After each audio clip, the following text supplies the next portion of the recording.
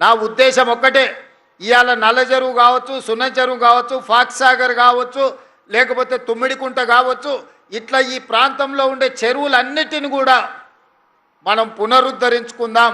ఇలా ఇవాళ కృష్ణారావు గారు నాలాకి రీటైనింగ్ వాళ్ళు అడిగిండు, తప్పకుండా వాటిని కూడా నిర్మించుకుందాం. మనం ఇందిరమ్మ కాలనీలో కావాల్సిన పైప్ లైన్ కూడా మిగతాది అశోక్ రెడ్డికి చెప్తున్న వాటర్ వర్క్స్కు అక్కడ ఏం సమస్య ఉందో దాన్ని పరిష్కరించండి. ఆనాడు ఎంపీగా నా ఎంపీ నిధుల నుంచి ఆ కాలనీలో ₹1 కోటి నిధులు ఇచ్చి ఆ రోజు మనం ఆ పనులు చేయడానికి ఆదేశాలు ఇచ్చినాం. ఇవాళ మనదే ప్రభుత్వం ఉన్నది, ఆ సమస్యను పరిష్కరించాల్సిన బాధ్యత మన మీద ఉన్నది. అక్కడ ఉన్నోళ్ళందరూ పేదోళ్ళు, వలస వచ్చినోళ్ళు. ఆనాడు IDPL పరిశ్రమ నిర్మించేటప్పుడు అక్కడ కూలీలుగా పనిచేసిన వాళ్ళే ఎక్కువ మంది అక్కడ ఉన్నారు. వాళ్ళని ఆదుకొని వాళ్ళ కనీస మౌలిక వసతులను కల్పించాల్సిన బాధ్యత ప్రభుత్వం మీద ఉన్నది. ఆనాడు మేము మాట ఇచ్చినాం, ఈనాడు వాటిని పూర్తి చేయాల్సిందిగా నేను అధికారులకు ఆదేశాలు ఇస్తున్నా. మిత్రులారా, ఇవాళ మనం ఈ నగరాన్ని ఒక మంచి నగరంగా మార్చుకుందాం. ఇవాళ మీరు అందరు చూస్తున్నారు, ఢిల్లీలో కాలుష్యంతో ఇవాళ ఢిల్లీలో నివసించలేని పరిస్థితులు వచ్చినాయి.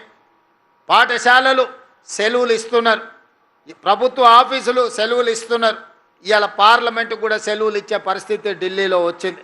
ఎందుకంటే ఢిల్లీలో వెదజల్లుతున్న కాలుష్యాన్ని ముందు చూపుతోనే ఆనాటి ప్రభుత్వాలు నియంత్రించకపోవడం వల్ల ఇవాళ ఢిల్లీ రాజకీయ రాజధాని, ప్రధానమంత్రి నుంచి రాష్ట్రపతి వరకు, సుప్రీంకోర్టు నుంచి వివిధ న్యాయస్థానాలు, కేంద్ర ఎన్నికల సంఘం వరకు ఢిల్లీలోనే ఉంటాయి. కానీ అక్కడున్న కాలుష్యాన్ని నియంత్రించలేకపోయినారు. ఆ నగరాన్ని బాగుపరచడానికి ఇవాళ వాళ్లకు అవకాశం లేకుండా పోయింది. అదేవిధంగా ముంబైలో ఒక్క వాన వచ్చిందనంటే ముంబైలో ఇంట్లల్లో నుంచి బయటకు వెళ్ళలేని పరిస్థితి. ఇవాళ బెంగళూరులో మనం ఎయిర్పోర్ట్కి పోవాలని ఇంట్లో నుంచి బయలుదేరితే ఎన్ని గంటలకు చేరుకుంటామో కూడా తెలియలేని పరిస్థితి. చెన్నైలో కూడా వాన వస్తే అపార్ట్మెంట్లకే నీళ్ళు వస్తున్నాయి, ఇళ్ళకి కాదు. ఇవాళ పెద్ద నగరాలన్నీ కూడా ఏదో ఒక సమస్యతో బాధపడుతున్నాయి, ఏదో ఒక ఆక్రమణతోని ఈరోజు ఆ నగరాల యొక్క ప్రతిష్ట దెబ్బతింటున్నది.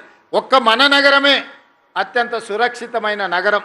మరి ఈ నగరంలో ఆక్రమణలు కానీ, కాలుష్యాన్ని కానీ, మూసీ నది పునరుద్ధరణ కానీ మనం చేసుకోవాల్సిన అవసరం ఉన్నది. ఇలా మూసీ నదిని పునరుద్ధరించుకోకపోతే భవిష్యత్ తరాలు మనల్ని మన్నించవు.